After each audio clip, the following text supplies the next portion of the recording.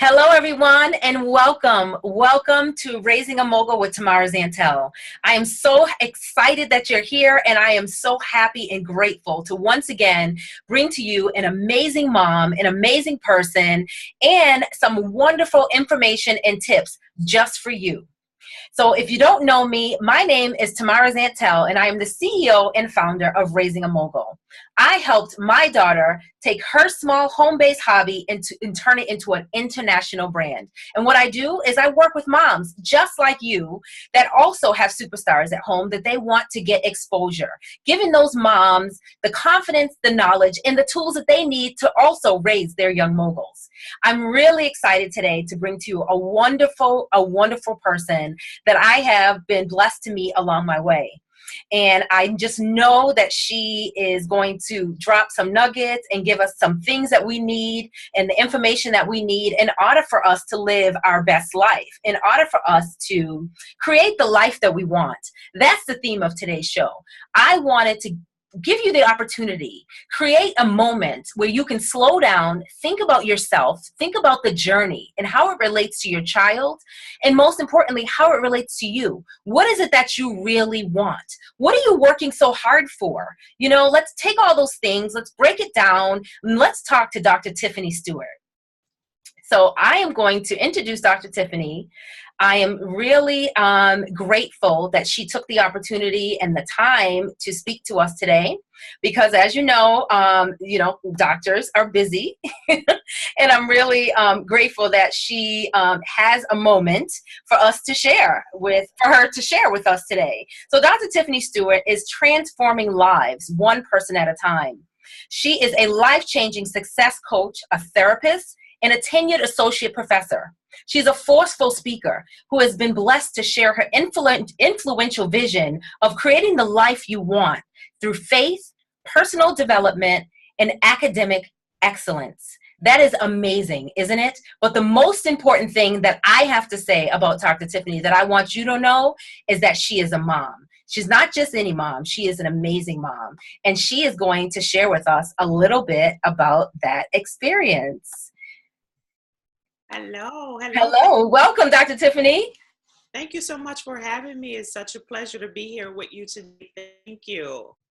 I'm so grateful to have you, and I am really excited for the moms that are listening, just whoever, the people in general that are listening, to understand how important this is to me because, like I said before, we have connected, and I have just been so drawn to you as such a positive person and a person that really has helped me see the other side of things, if you will. You know, sometimes, a lot of times life is not easy, and we have our own personal struggles. We have our struggles with our career. We're trying to be entrepreneurs, some of us, and it's just not easy. So when you connect to good people, when you connect to good people, you hold on to good people. So that's why I'm really grateful that Dr. Tiffany had the time and the desire to come and share with some of you and share with me, share with us a lot of her expertise. So, Dr. Tiffany, let's dig in. As I said, you are Dr. Tiffany, and I keep saying that because I'm so intrigued. I am, and I love that your foundation is one of your foundational principles is education, obviously, right? And I feel like a lot of times as we're going along our journey, at least with me personally, I was always really into learning, like learning new things was a really big part of who I was as I grow. Even now, like reading is important, exposing myself to opportunities is super important. But yet I never went all the way, if that makes any sense. I never went, like when you're little, you're like, oh, I want to be a doctor. I want to be a lawyer. I want to be this. I want to be that. So, I went to college, got my bachelor's degree, majored in business, get the job, and I'm done, kind of, So tell us a little bit about your educational journey and what that experience was like for you. My educational journey has been interesting, to say the least, because I myself to have always been a learner. I tell the story all the time. I don't even know how I got out of high school. So I just was not interested in going to class very much. I was an average student, to put it lightly, and Wow. I just came from a place where education wasn't something that was really, really valued at home. Um, or even in my neighborhood, in my environment where I lived. And so, of course, I heard all of these things about education, and you can be whatever it is that you want to be. And there was something about that that I didn't believe, although it was intriguing to me. But Hmm. there was a large part of me that didn't believe it. And so when I graduated from high school, I actually didn't even go straight to college. I took like a gap year, or because I'm an overachiever, I took a year and a half gap year. I love that. Trying to figure out who I am, or who I was at the time. And I just was, I was partying. Because I'm from New Orleans, and so that's what we did. Partier. So after spending about a year and a half,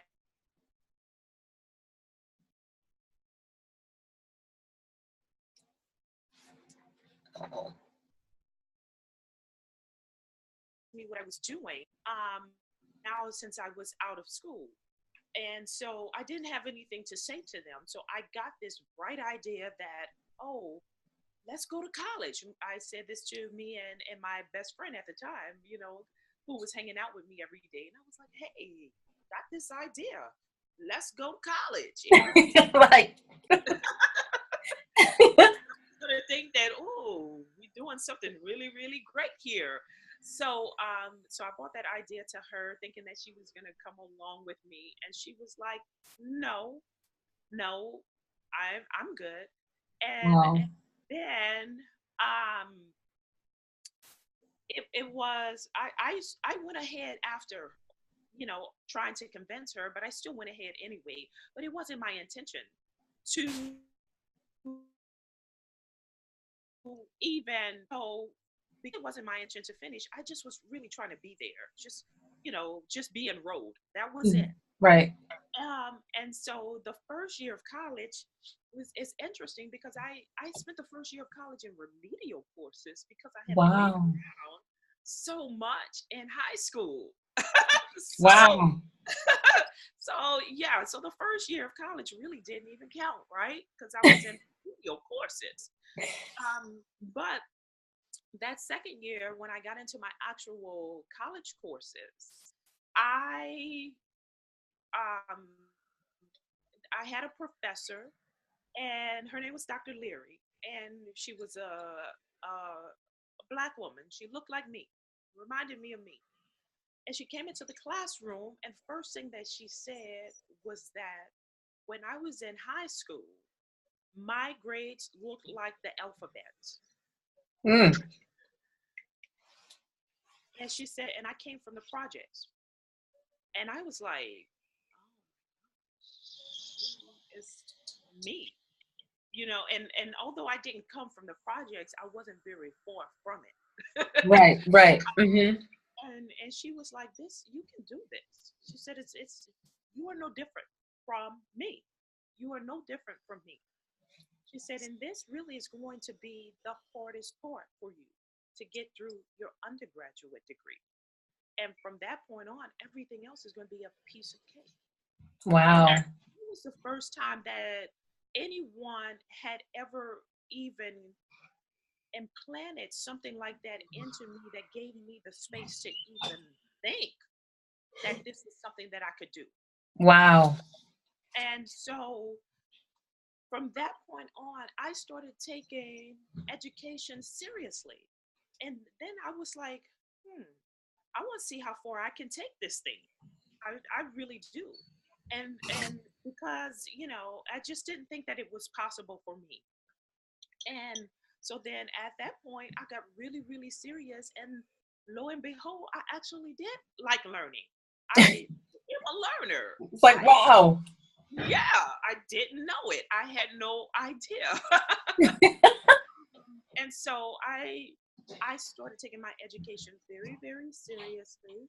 And on my journey, my educational journey, I just became like a sponge, and I wanted more and more and more. Wow. And so um, what the reason why I wanted to become a professor, the reason why I wanted to become a doctor was really because of Dr. Leary, because she was the one who had implanted that in me, right? And then it was a psychology course, and so psychology was really the only thing in school that ever really caught my attention. So I was like, oh, that's exactly what I want to do. I love that. I love it. Yeah. I love it. I hear you saying a few things, but the one of the things that stands out to me, well, actually, there are two things that stand out to me. And the first is, in like when you were in high school, the idea that you had this idea that you took to your friend, and like you said, she wasn't having it. She was like, "Oh, that's not for me." I think about how many young ladies would have stopped right there. You know, how many young ladies would have just been like, oh, okay, let's go do whatever you want to do. You know, sometimes if we don't have a partner or we don't have someone to go with us along the journey or to experience it with us, that we're too afraid to just go ahead and do it on our own. You know, so I think that's amazing. Right. And that was one thing that stuck with me um, very, very early in my life was that everybody is not always going to see your vision, right? Mhm. Right. And hanging out with people who don't want anything more for their lives make you think that it's okay for you to not want anything more for your life. That's And good. I noticed very, very early that I didn't want to hang out and just be a bum the rest of my life. I knew that much. I didn't know how I was going to make it happen, but Right. I knew that I wanted more for my life. And so, very, very early in life, what I realized was that I needed to be around other people, other go getters, other movers and shakers who also wanted more for their lives, because other than that I was just going to be hanging out with people who thought it was okay to not want anything more. You know, that is pretty remarkable that you were able to identify that in yourself, or that you had those feelings so early on. Because I feel like a lot of women, a lot of us don't even get that, you know, start to feel that or mature into that until we're 30, 40 years, 50, sometimes 50 years old, you know, or older. Or some people never really get it, you know, because of the feeling of not wanting to be alone, or that feeling of just, you know, wanting to just go with the pack or go with what everybody else is doing, you know. And I think as a mom, that's one of the struggles that we have, or at least that I've had with my children, is you know, trying to get them to be individuals and stand on their own 2 feet and make decisions, the best decisions for them, as opposed to the best decisions for their friends. You know, when my son was trying to decide what college to go to or what sport to play, a lot of his decision making surrounded what the group was doing, what the rest of his friends were doing, you know. So that's pretty remarkable that you were able to make decisions for yourself that early on. And it's interesting, right? Because your show is all about moms and kids with their kids. And it's interesting that you mentioned that, because this is something that I have been saying to my daughter, you know, over and over again. And at first, she really didn't get it. She didn't get it. But this summer, she got her first car and she got her job. And she's looking at her friends now, and she's like, you know, my friend, she just keeps talking about what she's gonna do, and I don't think she's gonna do anything. And that is not what I want for my life. I Like, love it. this, I want more for my life. And so she's starting to get it early. She's starting to Good. Good. That's amazing. So let's talk about your daughter a little bit. Let's talk about, so we talked about education and this long journey that you were on. Everybody knows it's a journey. The educational journey is not a joke. So we're talking about undergrad to grad school to getting your PhD. Share with me a little bit about what that's like being a student while raising a child, while raising a daughter. You know, what is that like? What was the balance like? Well, balance is something that's really, really important to me and in my life. And so I got married my senior year, the last semester before, um, or the last year before I graduated undergraduate. And so I walked across the stage and I was pregnant with my daughter. Wow. And it was very, very interesting because I had already applied to my master's program in Minnesota, which by the way, I'm from New Orleans. So you have the bottom of the US and you have the top, right? So I was Right. going all the way there. And I decided to, I wasn't having my daughter until November and I graduated in May. So I decided to wait until January to go to grad school, not go in August because I didn't want to have my baby in Minnesota. Right. So I still pursued my master's degree, but there were so many people who were like, including my family, particularly my mother and my sisters, who they were like, "What are you doing? Why are you going to school now? Like you have a baby. You have a baby. Like how dare you just be selfish and go to school? You should be home with this child." And my child came with me, mind you. Um, Right. Right. she came with me. I wasn't leaving her, but it was very, very interesting because the dynamics changed greatly, and the messages that I was getting from people directly, both directly and indirectly, was that stops now that you have this baby, you Wow. you you don't have to pursue, or you don't need to pursue your dreams or your goals anymore because you have. And that was so, I say all the time, like my daughter has been in school literally since she has been born, because there were days when I was in my master's program I love when that. her babysitter did not couldn't keep her or whatever, and she would come to class with me in her stroller. I love it. I And love that. I love that. seriously, she would come to class with me in my stroller. All of the students in the class would pass her around, including my professor. He would hold her while I was up, giving my speech or whatever, and doing my presentation in front of the class. She was literally there with me. And so I would be writing my papers at night, and she would be sitting on my lap while I was writing my papers. And then later, when I went into my PhD program, so she was 2 months in my master's program. Once I completed my master's program, I didn't go back for my PhD for 4 years. So, I was getting her acclimated into school and everything, but then I decided I wanted to go back to get my PhD. So when I went back to get my PhD, she was 5 at the time. And Okay. we left home again. We left New Orleans and we went to Ohio. And it's just the two of us, right? No Wow. family, nobody with us. It's just us. And it was so funny because um, my very first class in my doctoral program was a statistics course that I was deadly afraid of. But the course was until 11 p.m. at night. Wow. And again, this is my first semester, so I know absolutely no one in school, or in the state. Let me say that, no one in the state. And my daughter came to class with me. She came to class. I had a blanket for her. I had snacks for her. I had her little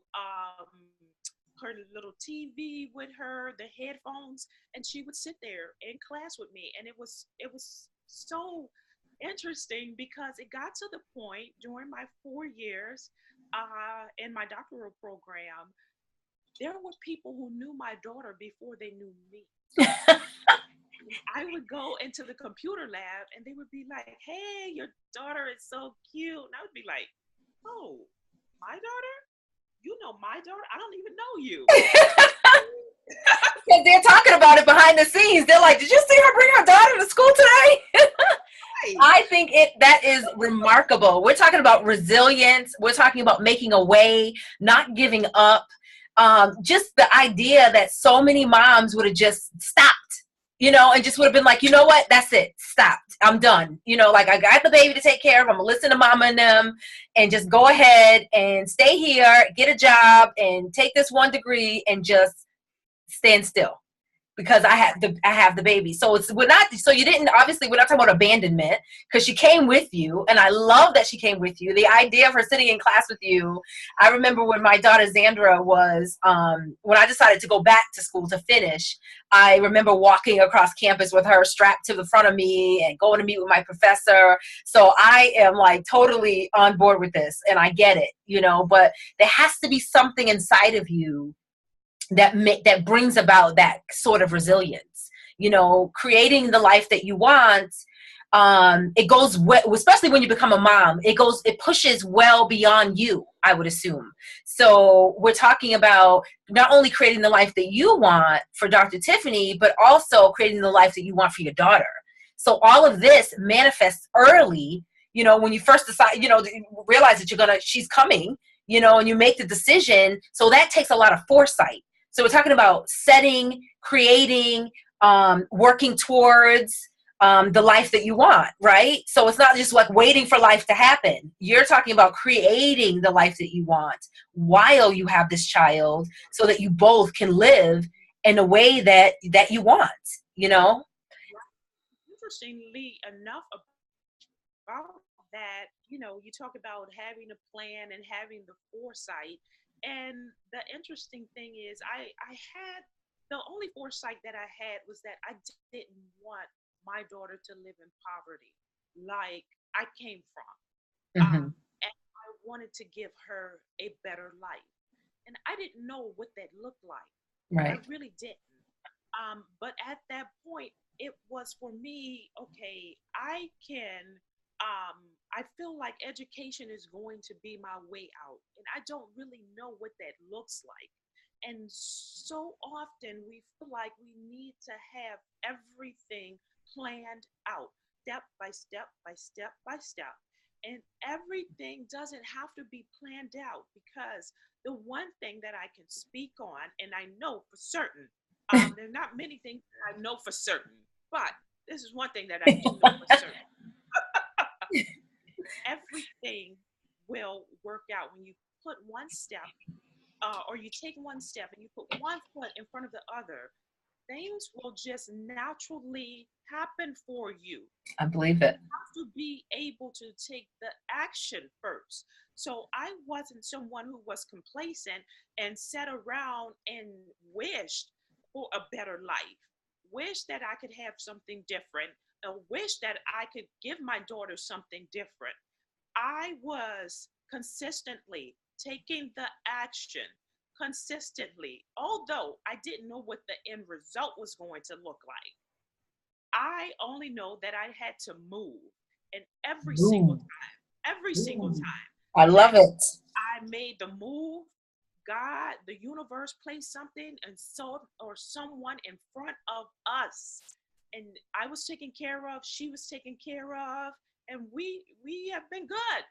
I love it. This is good. This is so good. I love it. I love it. I love it. And I know there are moms, single moms specifically, listening to this, and they understand. They get it. They could be a little conflicted by the idea of just moving in spite of, leaping out on faith. We hear it all the time.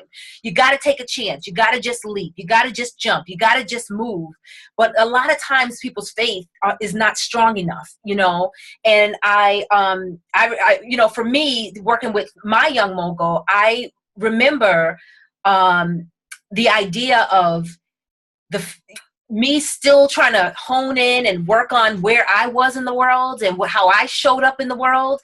And now I have this child right? That I want to be a success. You know, we all want our children to be successful, but then when she gets involved and she wants to also be successful, how do I do both? You know, that's a scary thing. You talk about balance. And so I was, you know, how do you, as a mom, get over the guilt of I have to take care of me? Because we talked about this earlier. There's two ways that society tells us. So either you have the mom that I'm going to be aggressive and just do my thing. I'm going to go to school. I'm going to get my degree. I'm going to become a doctor. I'm going to become a supermodel. I'm going to become a great painter or an international speaker. And your child is at home being taken care of by someone else, right? Because I have to go and be great. Mommy will be back. So that's the one thing. Or my child is going to be amazing because she didn't ask to be here. So I'm going to give her the best life I possibly can. I'm going to work like a dog to make that happen. But in the meantime, I'm going to forget about me. So I make my child give he or she the most amazing life that I can afford or that I can create for them. But then I'm lost in the sauce, you know? So usually it's one or the other. And the idea that you've been able to infuse both is pretty remarkable to me. So what would you say to the single mom out there, to the mom out there in general that is struggling with the two or trying to figure out how to merge the two together without the guilt, ignoring the naysayers and the backlash talking of the family that's telling you, you know what you should be doing? You know, what would you say to her? The first thing that I would say is some people look at this thing of balance as everything is going to be perfectly in balance, in unison all the time. And that doesn't happen that way all of the time. It really, really doesn't. And so there are some days when my daughter needs more of my time and I give that to her. There are some days when I need more of my time in order to replenish what I've been giving out so much so that I can be better for her and everyone else. And so even if that looks like me taking a bubble bath or reading a book or taking a girls trip with my girls, do you know what I'm saying? Like, do that. And so the thing about having like perfect balance all of the time, every single day, what I say is all things in moderation. That looks like balance to me, meaning that I'm balancing myself and I have enough of me because I was Tiffany before I was doctor, before I was mother, before I was therapist, before I was anything. I was Tiffany. And so I'm always because she needs to be okay first. And I also know that when Tiffany is okay, my daughter is going to be okay. And the one thing that I was very, very intentional about is for her to see what a happy house looks like, whether it was a single parent house or not. Just because you live in a single parent house doesn't mean you cannot have a good life, that it can't be happy, because that's not the case. And I was also intentional about, I didn't want to be that angry Black woman. I didn't want that to be the picture that my daughter had painted of a single woman, a single parent raising their child, right? Right. And so for me, I wanted to really model what I wanted my daughter to see. And that was that she can be whatever it is that she wants to be, despite whether she's a single parent or if she is married with children. You know, like, you can still be an individual and be a great parent, be a great person, be a great spouse, or what have you. But That's that good. was something that I was very, very intentional about with my daughter, because she needed to see me happy. And then she is able to find her happy as well when I'm happy. Because if mama not happy, ain't nobody gonna be happy, right? I know that's right. I love that. I know that's right. That is amazing. That is really amazing. So I have another question for you. I'm really intrigued about this intention. So we're talking about creating the life that you want. not only for yourself, but also for your child or your children, right? And it seems like intention keeps coming back. Intention. And I mentioned foresight, but I really want to know, so I'm at home, I'm frustrated, I have these children, I have this amazing dream, I have a child with an amazing dream. People need stuff from me, right? And I could possibly be overwhelmed. What am I doing on a daily basis to make sure that I'm being intentional about creating the life that I want? Like, what does that look like? Because I feel like, people listen to, life coaches, or they read books, or you listen to affirmations, and it's like, oh, if you have it up on your wall and you read it every day 5 times, your life is going to be amazing, right? So I really want to know, what, in your opinion, do you think we should be doing on a daily basis to make sure that we're on the right track, and we're intentional in creating the life that we want? Well, so I alluded to it before when I said that I have to be okay with Tiffany first, because I was Tiffany first. And that's the first thing. So many people, I see this over and over again, particularly from mothers. They put themselves last, All the time. put themselves last. And it's interesting. If you even look at a duck with their ducklings, the duck is not last, right? Right. That's true. The mom is not last. Right. They follow the mama.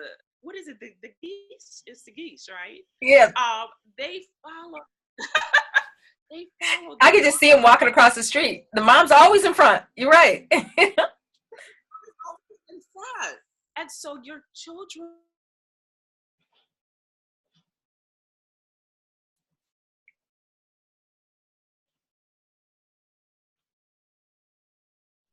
are going to find any devil.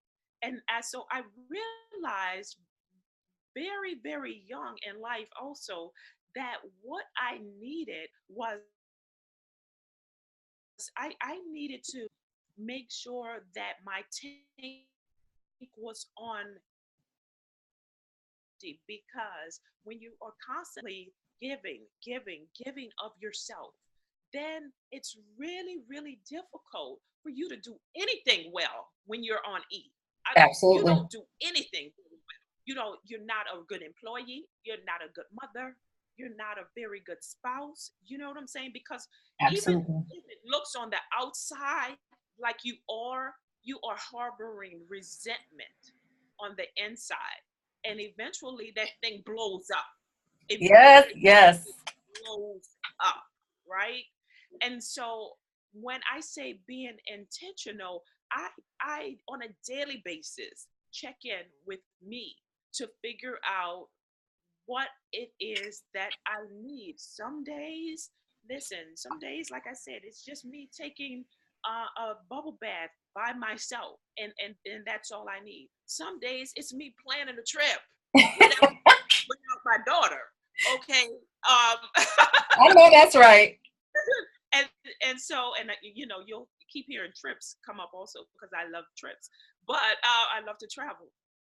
But it's always me constantly checking in with myself. What is it that I need? And one of the things that um, I realize about myself is I need me time, right? And this is different from other people, and you really need to figure out what that thing is for you that Mm-hmm. really replenishes you and puts your tank back on full. But it's a constant check-in with yourself to figure out what it is that you need. And interestingly enough, when I work with people in a counseling session, most people don't even know what that is. What is it that they need? What is it that's really make them happy? It's fascinating to me because it's just like, to me, I do this every single day. But a lot of people are not really putting themselves first. And I just don't for you to be a good leader, particularly in your house. If you are not taking care of you first, you can't be really good to anyone That if is you're so not good. taking care of. That is so good. It is so good. And you are speaking to me. The rest of y'all listening, but she is talking to Tamara, okay? Because for years, I did everything for everybody. I gave everything I had to everybody, and I always came last. I remember my kids were little. I literally wouldn't even eat until they were asleep. The house was clean. I, cleaned the bathroom. I did this, I did that. And then my reward was my dinner or my alone time or whatever, and or sometimes I wouldn't even get it done. If I didn't finish, it was like, oh, well, tomorrow I'll try again, and I suffered in silence because I put everything else before my own happiness, and I would have been that person sitting right next to you on the couch. Like, I have no idea what I need. I don't know. I want to be happy. What does that mean? I don't know. So thank you so much, Dr. Tiffany. This has really, really helped us. And I hope all of you that are listening have been able to write a couple notes down and really self-analyze and think about how a lot of this plays into your daily life and how it affects your children. We have to make sure we're taking care of ourselves. We cannot be a good leader if our foundation alone is not strong enough. We cannot give if we don't have anything to give. If our well is empty, if our tank is empty, if our vessel is empty, what can we give to someone else, right? So I believe that's a big part of what Dr. Tiffany is saying. We're talking about living on purpose, with intention and creating. We're talking about adding, taking away, molding, shaping, creating the life that we want to live as moms, right? So that then that can transition into us helping our child create the life that he or she wants as well.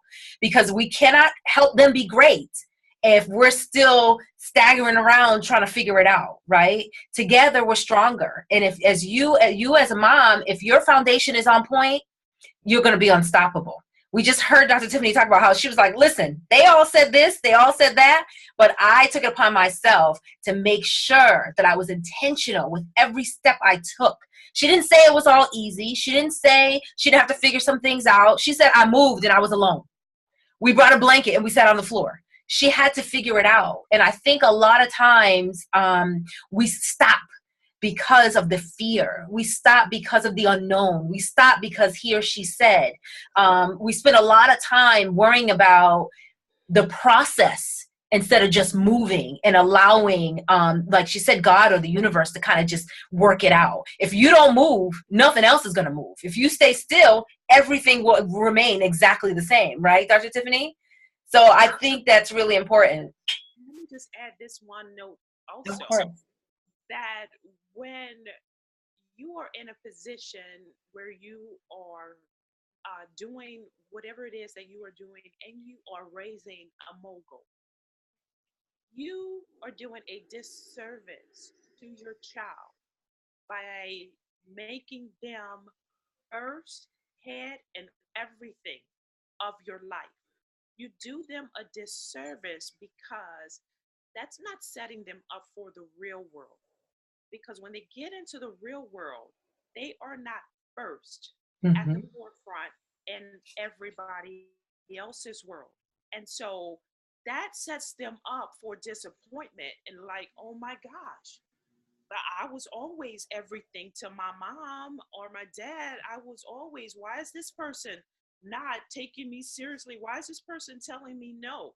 It does them a disservice when they see you not putting yourself ahead of them and taking care of you. They need to know how they fit into the world also, because everybody has a space and a place. And it's not just Ooh, all that's good. right. It's not all Yes. about them just being first in everything.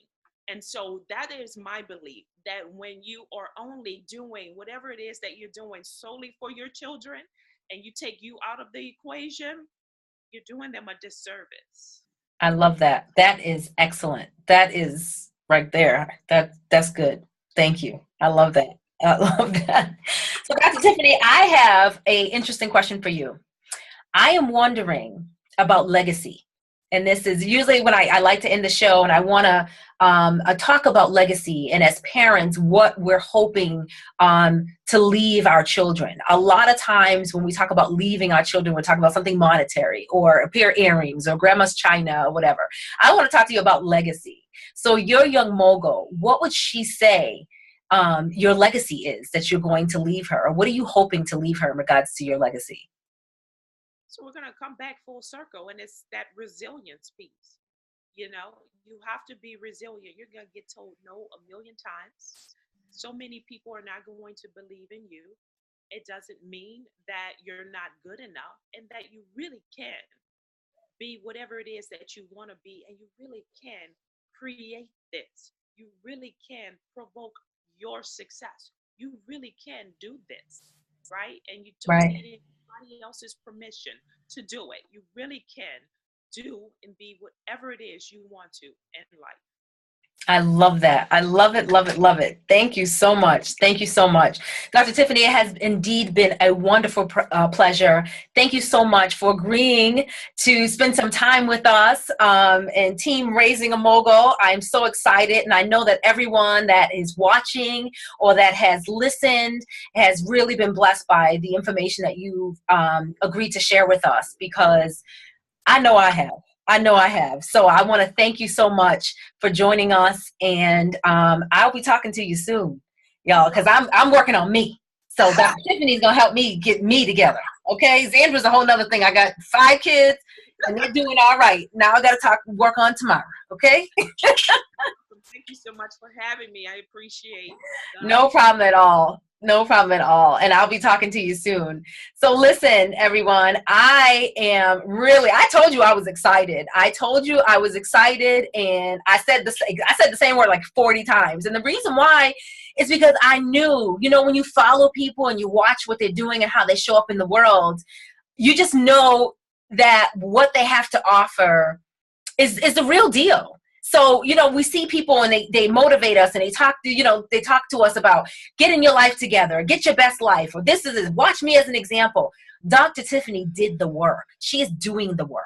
And that's why I was so drawn to her. And that's why I felt it really important to bring her to you today, so that you could get an inside scoop, if you will, on what the work really looks like, right? When you're intentional, when you're working hard to create the life that you really want, right? So, and the Raising a Mogul platform, we're talking about raising superstar children, giving our children everything that they need so they can be amazing, so they can show up in the world amazing and become change makers, right?